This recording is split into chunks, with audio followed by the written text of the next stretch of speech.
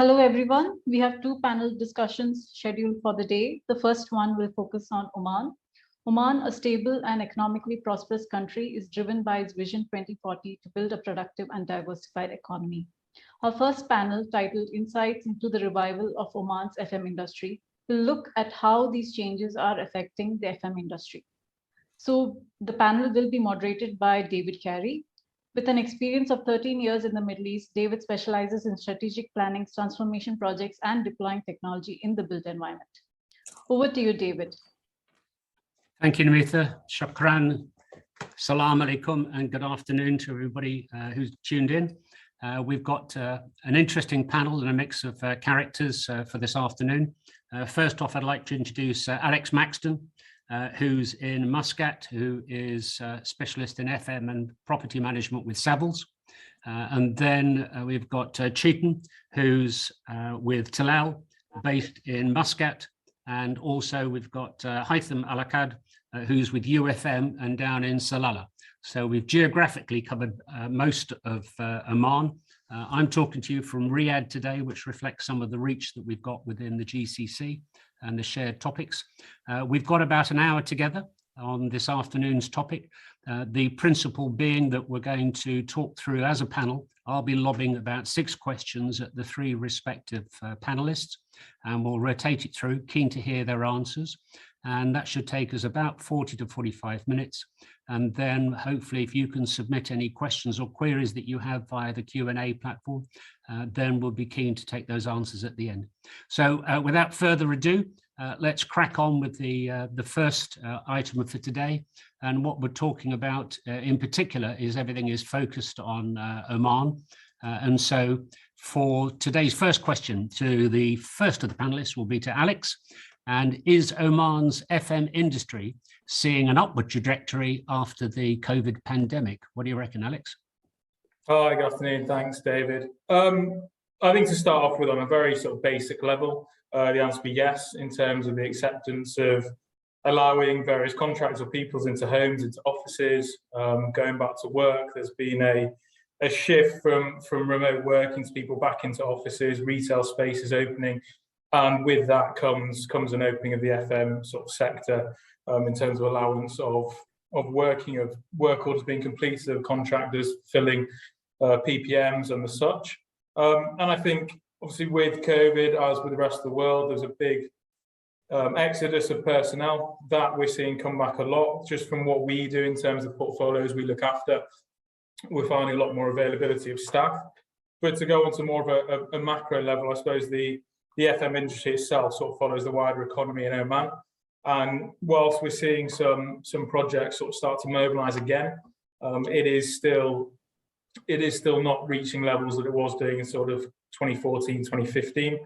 And whilst the Oman economy remains very price sensitive, I think this is from my side of things, looking at the property management and dealing with a lot of landlords or a range of landlords, they're very much split. I wouldn't say down the middle, but split in terms of those that are very conscious to invest in FM and spend the money and understand to look after the assets and have a quality service improves your various occupancy. You can leverage higher rents, whereas others are falling down the other track where, with occupancies falling, with rents falling, it's having an issue on the price sensitivity of it.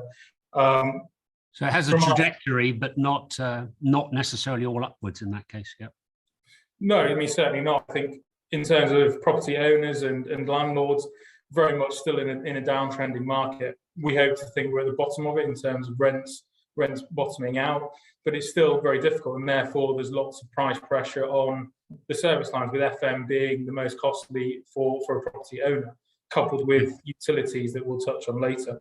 But I think sort of going back to is in terms of the trajectory, we are seeing a lot more inquiries coming through the last 6 months compared to the last 18 months to 2 years as things start to open up. And with and from a various array of different sort of clientele, a lot of the large asset owners that typically did things themselves, so both the property and facilities management, we're seeing them open up more to the market and seek professional service. I think as that trajectory of market has gone down, it's what they're looking for to sort of differentiate their assets from others. So yes, improving, but I still don't think to levels it was. All right, thanks, Alex.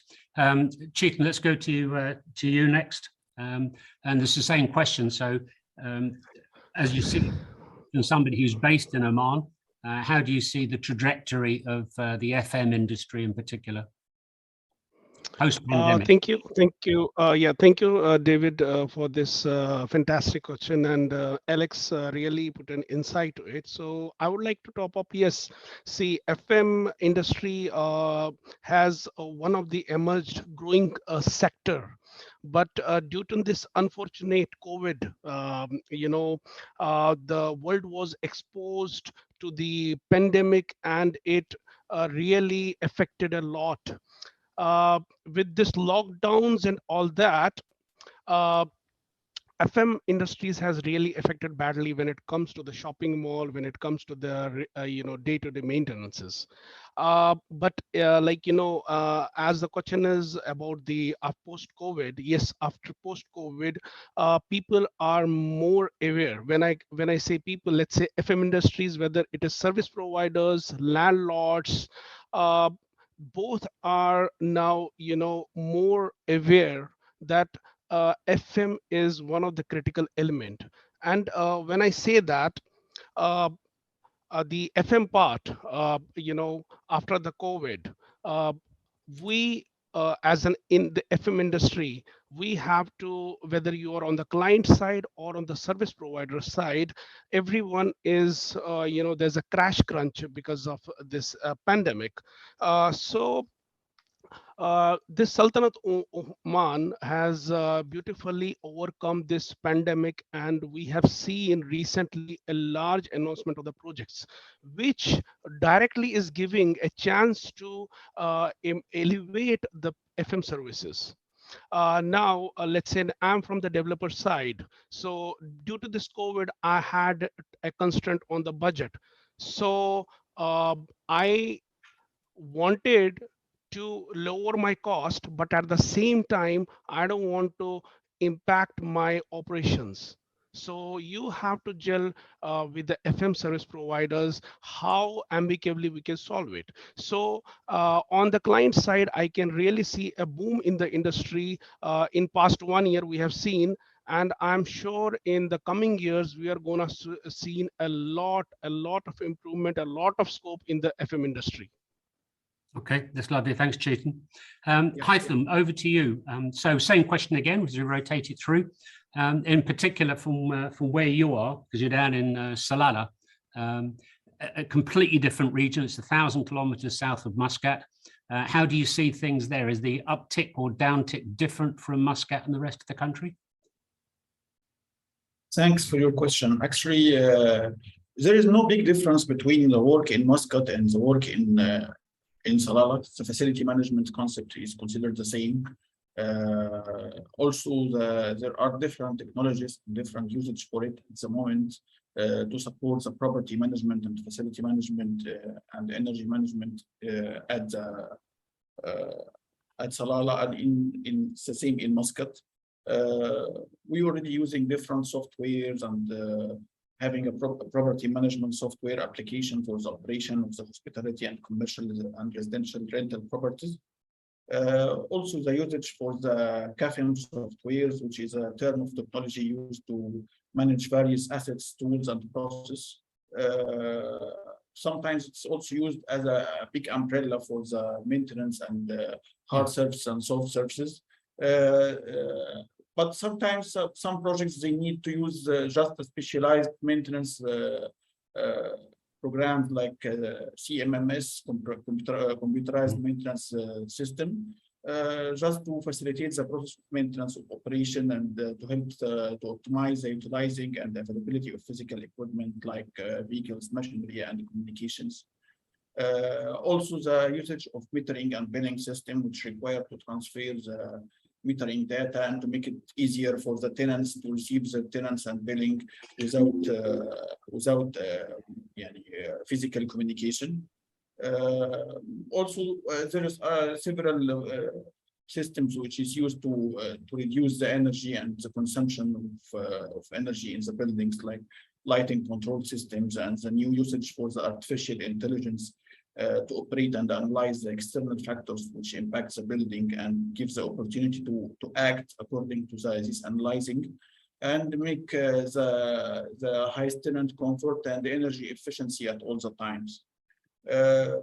Also, I see that there is now big usage for the digital transformation platform, especially in the mixed use projects and in the smart cities, which is giving like an integration for all of diversity of applications in one platform, which can give more efficient and effective facility management and property management. Okay, thanks for that, Haitham. It's interesting. You've actually jumped ahead in terms of some of the topics you've addressed, looking at the question number 2, which is not a problem because I'll come back to you. You don't escape that easily. All right. Okay, so Yes. for question number 2, we'll go to Chetan first in this one. And what we're looking at here for the benefit of our audience today is to understand what the current trends are, not as seen in the FM industry internationally, but specifically, and if you can relate it to the differences like between Muscat and Salah to give people an insight.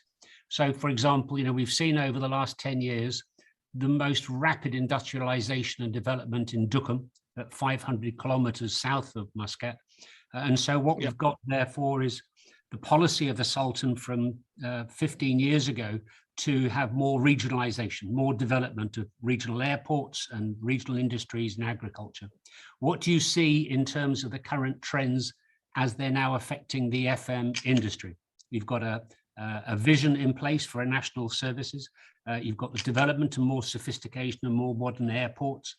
What are the current trends you see, particularly in relation to the newest developed areas like Duqm and parts of Salalah? Sure.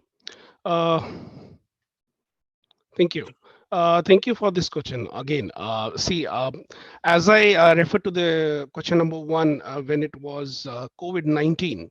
So post the COVID-19, with this Oman Vision 2040, there has been implemented a lot of strategies when I talk about the FM industries. Even let me give you a basic background. Like as said, I'm from the client side. We have 3 malls in Sultanate of Oman, and post the COVID, as there was again a the commercial crunch around the world, we have announced a big port and a residential in Duqm. So with that kind of an expansion, then you have to support to the localites, you have to support to the economy, and it's a vice versa with the FM, because as you are coming within, let's say 600 residential apartments, if I'm talking about the Duqm, and which is being taken over by OQ, you have to support in terms of the FM operation, which is day-to-day deal needs, their food, their accommodation, their way of living. So the current trends, if I talk about, as I said earlier, there is a lot of scope, particularly if I talk about the Oman market.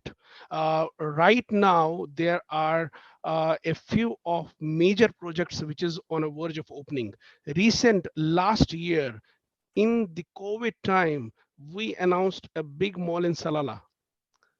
So when you are opening such a big mall, you have to consider about your tenants, you have to consider about the people coming to the mall. So there is again, there is a lot of scope. And as Haitham said in his statement, that yes, now FM is more turning into analytical, digital. So we are more advancing about how robotic we can work, rather than like there was a time when PPM was done in the buildings, which is, let's say 5-6 years or 10 years, a decade old, because of the wear and tear. But now, as the building is up, the assets are maintained from the day one because of the high-tech technologies are driven. So again, back to your question, there is an emerging market now, and FM is fully digitally. If I talk about the Oman, with my service providers also, everyone is looking for an innovation. every single service provider is digitally working. There is like, in our company, let's say, past month, just month earlier, we went to Udo. So Udo is one of the software which is helping FM a lot, which is more into property solutions. So we used to know about Oracle, SAP, ERD, which used to help us, or the CAFM, which is a very known, every service provider use the CAFM.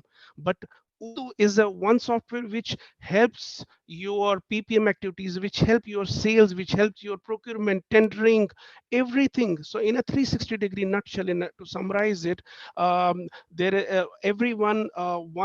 thing is digitalization. This is the one path on which every FM part is working as of now. Yeah, okay, I totally support that and agree with you on the digitalization aspects. Okay, Alex, over to you, please, if I may then. So for the second part, what trends do you see in the FM industry? And yours is less perhaps of a retail focus like with Chetan's, but you're seeing it across all of the property sectors, I guess. Sorry, yes, we, thanks, Dave. Yeah, we look after sort of various asset classes. And I think, whilst I think what Chetan pointed out to there in terms of innovation is very much sought after, I would argue we are still very much an immature market from a digitalization point of view. Our service providers, I don't feel like we're not sort of integrated with any of their CAFM platforms. There's no facilities management apps that are being utilized across our tenant portfolio from our FM providers. And I think in terms of sort of trends, I know, although not my sector, I know there's an oil and gas trend that they're looking at, pulling manpower out of dangerous and risk hazardous situations. So that there is a push to digitalize it where they can, in terms of driving force from the oil and gas sector, so they can do a lot of management of assets from off-site. What we're noticing, talking about the different geographical areas in Muscat, is we have a big team up in Soha, so not the cities you discussed, but obviously very industrial in terms of the ports and areas. And the assets we're involved there, clients are very much looking for a PM and FM solution. So for one entity to go in and holistically look after everything, and that's how a lot of our contracts are structured there. So they have one point of contact. I think primarily because you don't have the same supply and the same choice of provider as you have in Muscat, and I think that's quite similar. Although we're not actively working in Duckham, the inquiries we're receiving is relatively similar to that. So whilst I think the trend is very much looking towards the digitalized market and touching on sustainability is very quietly being spoken upon, I think we'll talk about shortly, we are still relatively immature. People are still using paper, Excel. Whilst there's CAFM in the background, there's not a sort of integration of platforms that make it more efficient to look after property assets.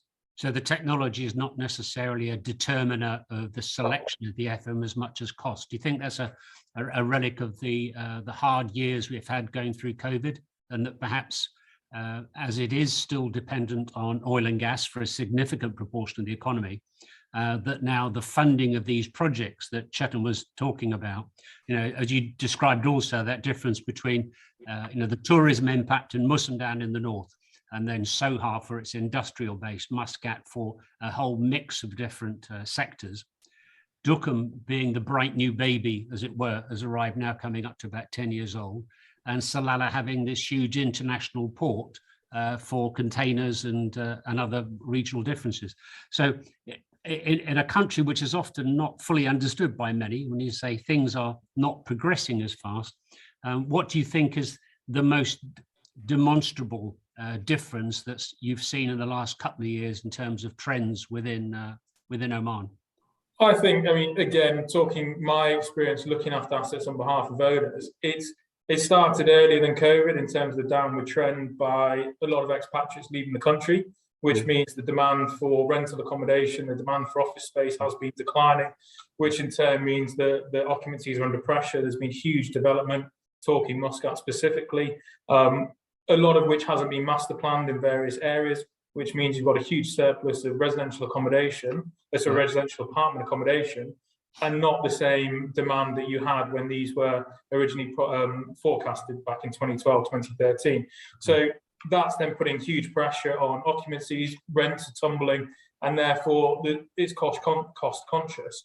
I think sort of where we are a step behind, I think globally there's a lot more focus on sort of occupier satisfaction in buildings, air quality, sustainable elements, and again, talking about there are corporates that are touching on that, but for it to really drive a change towards digitalization and sustainability pulled into that, I think it will be government mandated when you have to be LEED recognised, BREEAM, but it is starting because of the cost of sort of utilities. There is a drive for energy optimization, as Haytham touched on, because utilities have become very expensive for asset owners. Okay. And thanks for that, Alex. Haytham, in Salalah, do you see the same spread? Because for those that know the country and how green and fertile Salalah is compared to other parts of the Sultanate, do you see that same spread, that difference of demand? Because the alert words from what Alex was just describing is that when you talk about rents falling, from an FM perspective, that means there's less money coming in, therefore there's a reluctance to pay service charges, so you don't have the money to keep the property up to the level that you'd like to for its life cycle. Is that true down in Salalah? Yes, I agree with Alex. Most of the projects are facing the same challenges, having the problems that the rent is falling, and also there is some projects is taking the actions to shrinking office space footprint to cut the cost and to make the expensive costs for the office space become lower and reduce the number of employees on site, or to go to hybrid working, which is going working from home or something like this. This action also require from FM teams to review how their buildings are configured to accommodate everyone on site in a comfort way and make them serve large group of people, which is necessary within a suitable workspace without having a high expensive cost and without spending too much on the facility management and property management. And also there is other trends which we are having in Oman, in having the flexible work and distribution teams due to the COVID-19. This has happened around the globe. I think that the flexible hours and distribution teams became an integral component of how many companies operate, especially for the facility management softwares also, and having a mobile applications help for this. Yeah, absolutely. And also the taking care from the sustainability and building efficiency. The COVID-19 give all of us an awareness about this, how to put in evidence much pollution is generated by others' day-to-day activities. Facility managers now understand that this sustainability hidden challenges is very important. Paperless operation, building efficiency, and also taking care from the waste management, water management, and energy management. This also trends which occurred after pandemic of COVID-19. Okay. No, understood, Haytham. I think it's very relevant, and certainly from the time that I'd spent in Oman, first off about 10, 12 years ago, that the strategic investment in Omantel to be able to get what was then 4G as a novelty, and now we're coming up to 5G distribution in a country which is so dispersed geographically, with these big concentrations in sort of 4 or 5 regional cities. Do you see that moving? But really on to question number 3, if you can just follow through with yourself, items, that what are the other common technologies that you see at the moment which have come into Oman? And do you think it's leading from the front, or it's following the pack, or is it slightly behind in terms of the rolling out of the technology? Because each country has its own advantages and disadvantages. You know, you look at the geographical size of Saudi Arabia, that's a mammoth task with tens of thousands of data masts to be able to support mobile communications. That in itself impacts upon the cost of operating modern mobile platforms. So what do you see are the common technologies that FM companies are deploying at the moment? Actually, all of us are working to to the best use of our resources. We all of us are working with a limited resources. The best usage for these limited resources require us to use the most new technologies in order to reach the most efficient and effective way for the usage of these resources. I think that the new technology related to the artificial intelligence, this is the most important one. How it puts the building operation and analyze all the factors and putting a trend and then acting according to this in order to reduce the power consumption and also make the tenants and the guests in the buildings feel comfort. This is very important. How to make the combination between the comfort of the guest and at the same time having and best use for the energy and reduce the power consumption. This is the big challenge that I think is now a priority for the usage of the artificial intelligence. And also there is new technology related to the sensors technology related to Internet of Things, as it allows the building assets to communicate their operational and health status without human intervention. There is no human intervention in this. The advances in sensors and battery technology made this more easier in order to maintain the efforts that can be deployed in minutes. Yeah, as you said, is that the deployment of technology in some parts of the FM industry allows one to operate with a lesser number of resources. If I can move on to you, Chetan, did you, Oman has, as with many other of its colleague neighbors in GCC, it has a national campaign, as in Omanization, to support and develop the employment opportunities for Omanis. Do you see that technology is allowing citizens of Oman, as opposed to those of us of international origins, do you see that it's allowing Omanis opportunity to break through with technology? Yes, absolutely. I have myself experienced that. Like, you know, after again COVID gave us a very good lesson for the entire life. As Haitham, you know, referred to the analytical or the digitalization. Yes, Omanization. When we say the Omanization, okay, there are youngsters, young generation, college passed out people who are into innovations. There are, you know, couple of new innovative applications designed, and it's not limited to the FM. You take any division, whether we talk about FM industry, hospitality, your parking, your the green building. I'm sure you must have heard a few years back we have this Omron complex. So the idea, the methodology of Oman is now not only about the technology, it is about sustainability. It is about green building. It is about recycle management. So we are on a very right platform. Even we are an expat, but we are you know, in collaboration with the Oman, I would say with the manpower, with the individually collaborated, we are heading for a better future, and which is gonna give a great future to Oman, and we are gonna see many more prestigious project in a very different another level. Let's say I will just give you an example again. Salala Grand Mall, the design what we have made is like you have a garden on the roof, so it's an open to sky, because we want to reduce the cam charges. But on the other side, the other side, the tenants on the ground floor or the first floor, we don't want to feel them there is a cooling issue.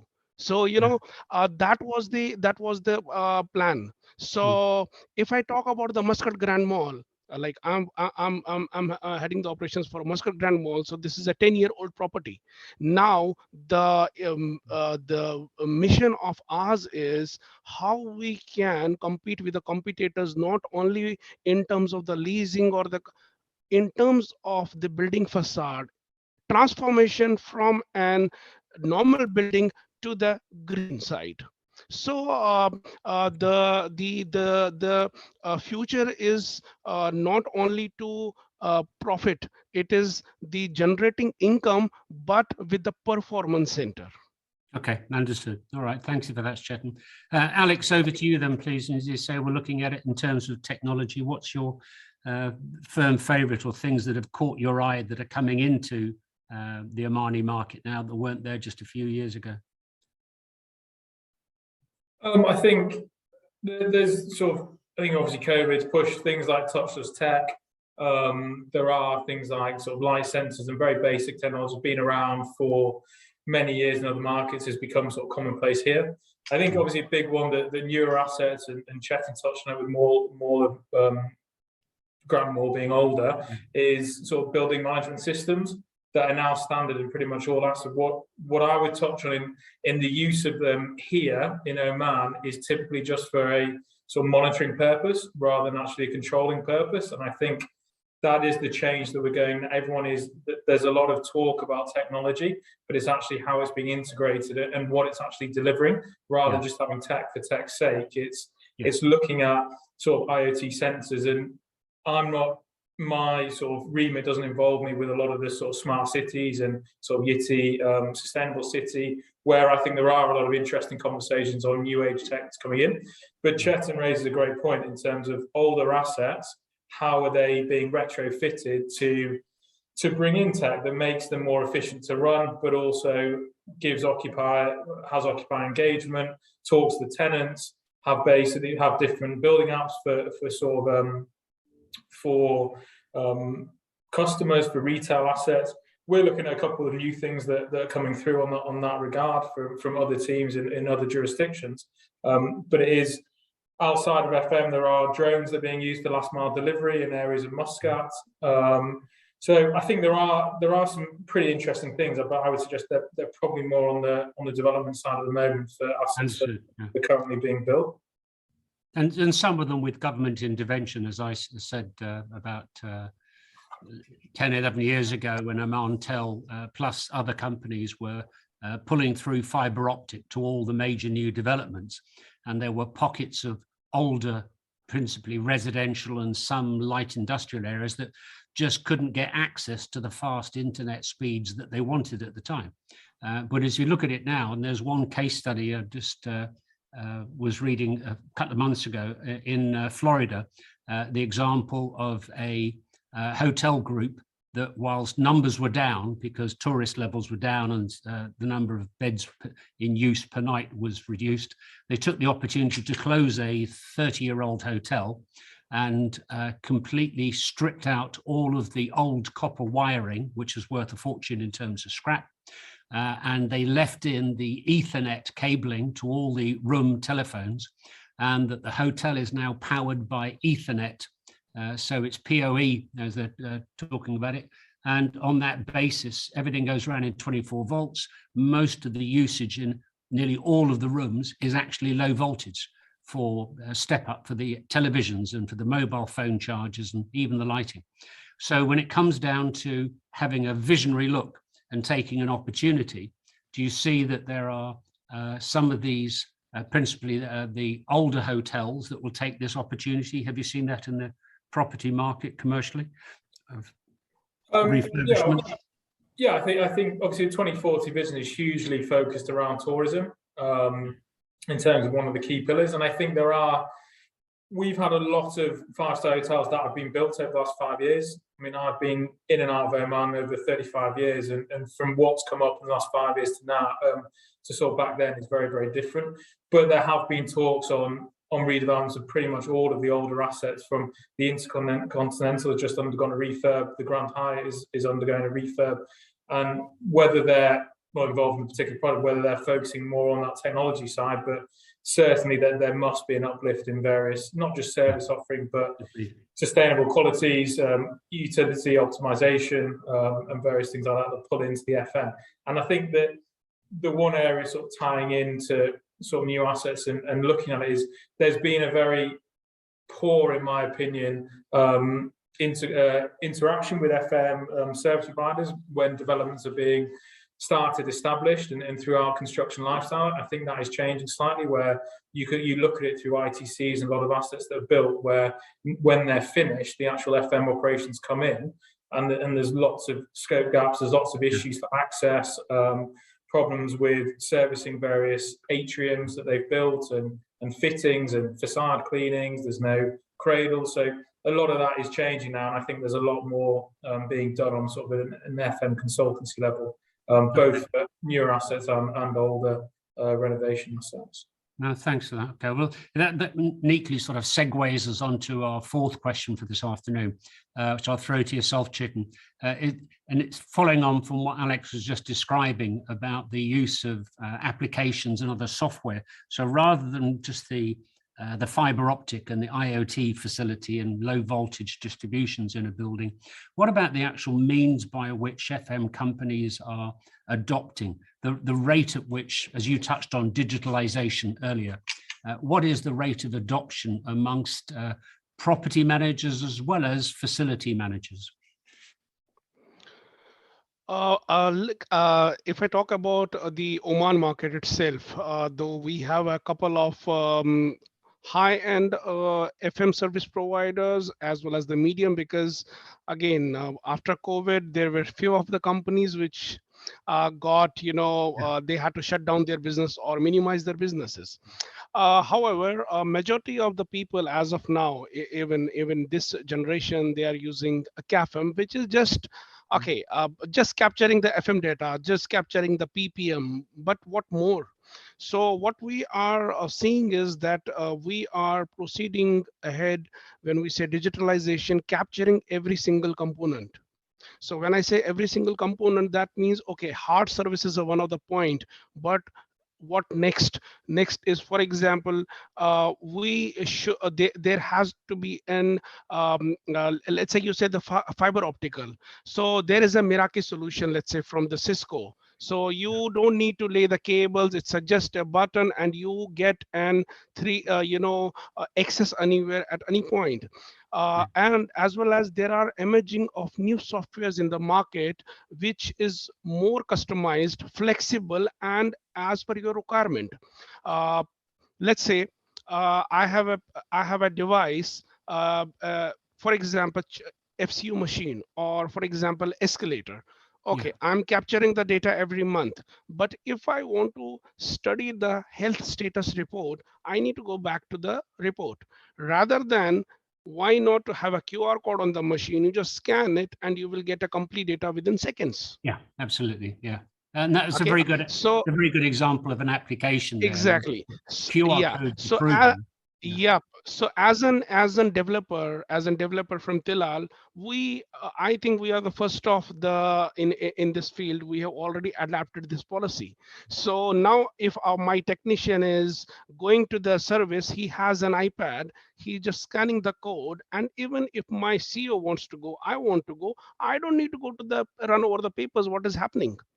Yeah. Same way about the housekeeping services, janitor services, parking services, security services. Let's say to have the joints, the sensors on every corners, and while doing a patrolling, you punch the machine, okay, this was my deployment.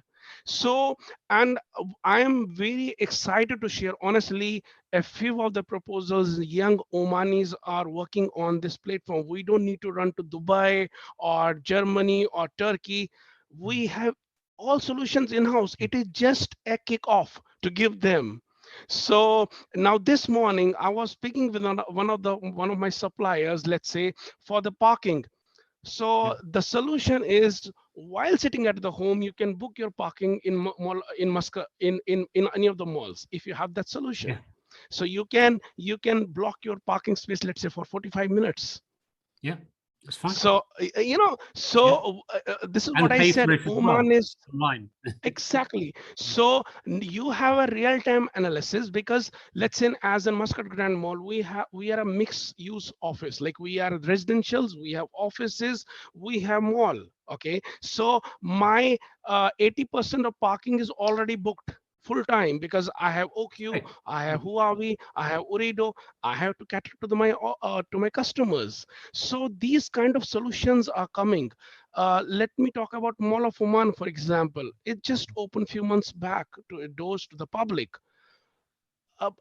If you as you enter, you have the valet services. Now valet services are in every mall, but what about the digitalization of that? Why not to have some kind of a concept where you just keep your car key, you get a notification and you shop at your door? So we all as an FM market, we need to work on the technology driven processes rather than working on, that is very much gonna helpful to all of us. But as with many cases, if you compare it to the likes of Dubai Mall, now running at about 13, 14 years old, when they first opened, they were considering charging for parking. But because of the downturn across the Middle East, they put that in abeyance. And the best technology that they introduced was actually the red and green availability LEDs, simply so that everybody knew where is the nearest parking. This is the number of spaces, encouraging people to park on different floors. And they started out with about 12,000 parking capacity, which is small compared to what they have now. So when you see that technology being deployed, as you say, the ability to book it, like road transport authorities do in various different countries now, that you can pre-book that parking slot. You can pay online, not just by SMS, but by the fact that you, the customer, is online. So there is often this case of the classic chicken and egg dilemma of, is this what the customers want? Or have the companies done their market testing to realize it is what some of our customers want, so we'll roll it out as a pilot, and if successful, deploy it in certain areas, because what might work in a new modern mall in Muscat won't work for the delivery trucks at the fish market in the north end of Muscat, right? Because there is no law there is no guidance, and they're not going to use the technology. So some parts of society will be slow to pick up. But if I can switch over to Haitham, and thank you for the answers there, Chetan, about applications and software. You kindly touched, Chetan, on this thing again about the amount of data. What I'd like to hear, in particular, in parts of the country where there has been sensitivity previously about national protection of data. So when you've got large sensitive organizations like the port of Salalah, where you've got ship movements and the like, there is a great requirement for cybersecurity, Haitham. So therefore, you may have a product, as Chetan says, which is developed nationally, but if that data and that metadata is not stored by a secure blockchain methodology, but it's on a server somewhere in Norfolk, Virginia, for example, what's the current position in Salalah towards cybersecurity and where the data is stored for all these new applications and software?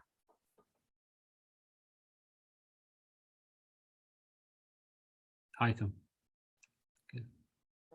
Actually, I totally agree with you. This is a big challenge, having your data secured, especially that you are having a lot of assets, having a lot of work is done related to the facility management, property management, and the billing and the data, financial data. This is very important to keep a secured system. This is a very big challenge. But actually, when you are dealing with systems which is already developed by a known developer, which is having the know-how how to make it secured, and how for most of the softwares now is on the cloud base. Putting it on the cloud base, this is the responsibility of the software developer, and he is responsible for keeping your data safe. But also on the same side, you are having another point that you have to put. Maybe you have to put servers to keep a backup for your data. So this is an important point, to keep your data safe and to have all the backups that you need, because any problem will happen to your data will make you face a problem that all the history of your work, history of your financial records will be gone. Will be a big disaster, which we need to take care about. So this is a part of the challenge that we are all facing here. Yeah. So do you agree with Chetan on the basis that there is a lot of ICT and software and middleware talent within Oman, but do you agree that it's sufficient to be having a national campaign to procure local services? Because the products, whether you're talking about Cisco or Hitachi or whatever the hardware product may be, they are often optimized with certain software middleware applications in mind. So, you're just looking at the difference of the mobile phone platforms. Chetan referred to the use of iPads as a generic term. It could be any tablet that's produced by any company, right through to Huawei, for example. So what do you see in terms of the use of those different products? Any particular model that's launched something that suits you in Salalah? Actually, there is different models used for this, but the main issue is how to integrate all of this with the systems that you need to execute in the work. And the point related also how you can serve your tenants and your guests in your projects using this technology. Now all the people need to use their mobiles to access everything. So if you need to make a complaint now, you don't want to make a phone call. You just want to use a mobile application, which is connected to the facility manager CAFM system. So everything is connected through the mobile applications. Even the CAFM system is having now mobile applications which can give an access to your tenants or to your guests to make complaints, to make requests, to make tenant events management. There is a lot of applications which is now used from different companies. But I think that the future we will all have to use these applications. No one will go back to use the normal way or the traditional way of making complaints by using phone calls or sending emails. This is now mobile applications is much more easier and making all of us connected. Yeah, I've heard of several companies, particularly those who are heavy users of technology, whereby they've, particularly because of COVID and people working remotely, they've actually almost completely dispensed with the use of email. Files and documents are stored online and accessed via Teams or other systems such as Slack and the like. Communications is done by WhatsApp, and there's a new program coming in because of European legislation of this interoperability, where the European constitution is going to be amended so that companies will not be forced, but certainly will be incentivized, the likes of Facebook and LinkedIn and others, rather than having so much power and people having to swap applications. They're now looking at the ability that you can write a message in WhatsApp and it will be sent across to somebody who only uses Facebook, for example. You can see issues with this, but in terms of interoperability, I've seen companies in Oman that were very proud and pleased that they've achieved the migration from paperwork to computers, and that they're using Microsoft Excel for their planned preventive maintenance, without realizing that one static singular instance of data isn't accessible by anybody else if that laptop or device is not plugged in and it's not backed up and it's not saved. And that's right at the bottom level. So thanks for the answer, Haitham. Let's swap across back to Chetan. We're going to go for one more question in terms of what we've got to go. So let's just try one quick round without going into too much detail. I'm not trying to dismiss the topic, but question number 5, what we were hoping for was the ability for individuals to submit questions and answers during this session.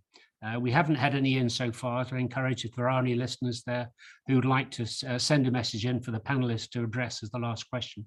But for question number 5, let's try keeping it as a fast sort of straw poll between 3 panelists then, and give me just a yes or no answer. Is there a focus on sustainability and energy management in Oman's FM sector. Chetan, what do you reckon? Yes, we all are driving for that now.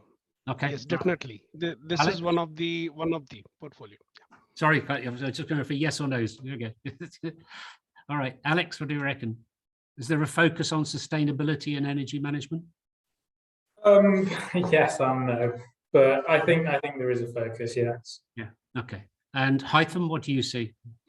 Yes, I see there is a big focus on the sustainability and energy management phenomenon. Because it's very easy for each of us to get excited and passionate. I know I would confess to a nut about digitalization as well. The whole focus of my PhD that I'm researching is all based around the application of technology in FM. And it's easy to get sidetracked and focused because there are interesting things that make you go, wow. The problem with sustainability and energy management is that to achieve the goals requires investment as opposed to a change of mindset.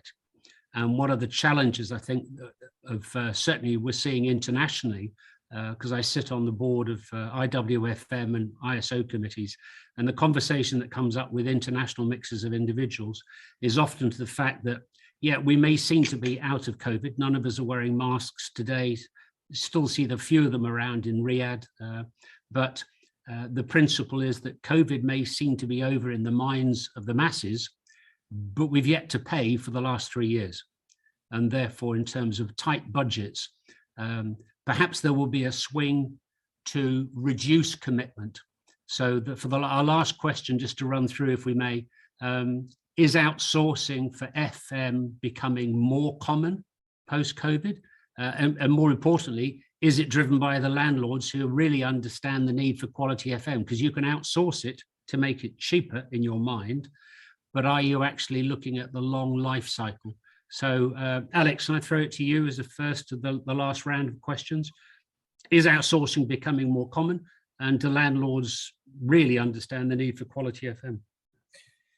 Yeah, I think outsourcing specialist services has always been relatively common, from your elevators, escalators, sort of BMS access control things. And I think I touched on it before, we are seeing a lot more of the large families who own big portfolios here, as well as pension funds and other entities come to us for professional property management service. And coupled with that is a repositioning or a reallocation of their FM resource as well, to that more professional model, rather than doing it in-house or having a caretaker of the building who's a catch-all, carpenter, cleaner, electrician, plumber. So I think that there is definitely a move towards that, because occupiers are demanding more. There's more choice, so you need to do more to look after current tenants and attract prospective tenants. I think the quality is an interesting one. I think different sectors, different landlords, different buildings adopt very, very different methods. We have high-end residential accommodation where there's a huge emphasis on service to clients, who they are, the rents they're paying, and they invest heavily in their FM solution to have immediate access and immediate 24/7 service to their clients. On the other side, we've also got large corporate clients that are facing difficulties with revenue. It's dropped in terms of occupancy, rent roll, so there's huge pressure on cost as well. And you have the sort of trifecta of time, cost, and quality. And I think that the more pressure is based on cost, ultimately the quality dips, whether that's by number of personnel on the ground, the quality of personnel on the ground.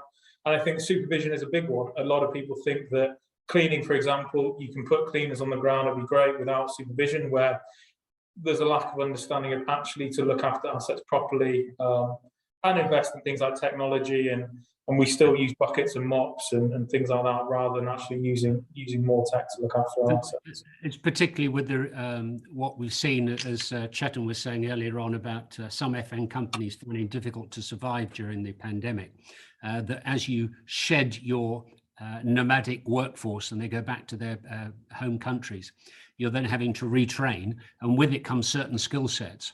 But I'm grateful for the answer, Alex. I'll throw the next one at Haitham if I can. As you see these individuals coming in, and we're talking about customer relationship management and understanding what the landlord wants. He's not the end customer, but as your direct customer, they're the ones that pay your bills often.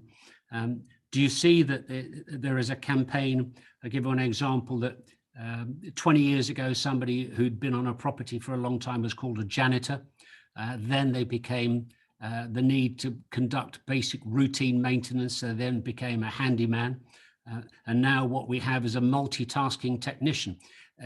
Are we talking up our own industry, or do you think that the technology has empowered and it needs a different type of person to look after FM? Is that helping to keep the landlords better educated by delivering a better quality service through multitasking technicians? How many of those do you have? Actually, if we will answer about this question, it's different from one landlord to another. The landlord sometimes have a different factors to take the decision for this. But actually, from my point of view, now most of the landlords, due to the problems they are facing to hire more employees in their companies and in their properties, so most of them is going to outsource FM specialists from an FM companies, which is expected because FM outsourcing is expected to drive the markets. From my point of view, especially the FM companies, which is providing the total integrated facility management. If they are providing this with the highest quality and affordable cost, I think this is leading the market in the future. No one of the landlords will need to hire more employees in his company or in his property. Going to the outsourcing, I think this will be the best way to manage his property. Okay. Especially that also they are providing a highest quality level. Yeah, and you're trying to sell that to them as well. Okay, we're just coming towards the end of our time now, so I'd like to just throw the same question to Chetan, just to round off in a couple of minutes, if you would, to say, you've heard the question, focus on FM. How are you getting the landlords to think FM? I don't know, unfortunately or fortunately, every landlord wants to drive FM by its own, but correct. But you have multiple disciplines, so it is next to the impossible to get all those channels in one thing. The first thing is to get that manpower liabilities, and second, if I talk about, let's say, garbage management, if I talk about the housekeeping services, it's very, very difficult. So to shed off from your shoulders, people like landlords go for the IFM services. Yeah. And with this COVID-19, where we've seen a significant decline in growth, it was much more easy for a landlord or for a mall operator to just tell to the supplier, please reduce my people because my complex is closed for, let's say, 24 hours, 3 days, So this pandemic again gave a right lesson. IFM companies who are really masters in their services, they constitutionalize their business in such a way, and as a landlord, they don't want to take this liability. Hence, the landlords are proceeding for the IFM services, and majority would like to give an IFM contract rather than going for 9 numbers of contracts. Let's have one contract where you get a complete report. Now, followed by, you said, do landlords understand the quality of FM? I would say still, as we are in 2022, technology-driven generation, still we want to compromise on quality. When I say we, means we as an operator, as an even IFM suppliers. So whether it is the quality related to the maintenance, quality related to the cleaning, hygiene products, whatever it is. But now people are smart. Customers with this COVID, they know what is hygiene. We need to sanitize our hands. We know the quality of the tissue paper. We know the cooling ventilation system. So now, exactly. So the main, again, it comes again back to the scare that we have to reduce our cost, but at the same time, the quality, no compromise with the quality. Because shopping mall. Yeah, Yeah, so thank you. we're just coming towards the end of the time, but to say raising No the worries. productivity while being reliant on technology is one route. But I'm sorry to have to cut you off, but we're coming to the end of our session for today. I'm very grateful to Alex and Haitham and Chetan for your contribution and for your considered thoughts. I hope for those who are listening in that it's been a worthwhile event and session. It's only one part of the whole series by Media Fusion, but for today, the focus on Oman this afternoon. There's been other sessions on Bahrain, but by sharing the knowledge and hopefully things improving, that it shows that FM is a valid service within the sector and industry. And in particular in Oman, it sounds that things are on fairly good, stable footing, but there's always room for improvement, if they agree. So a virtual hand wave and clap. Thank you to Alex, Haitham and Chetan, and thank you for today. Have a great evening. Okay. Thanks, David. Thank you so much. Cheers. Bye-bye. Thank you. Thank you, gentlemen, for that insightful session. I'm sure our attendees have learned something new from you. Thank you for taking the time out to be here. So our next session will start at 4 p.m. GST time, and it will be on Bahrain. So see you guys there. Okay. Thanks, Namitha. Cheers. Cheers, guys.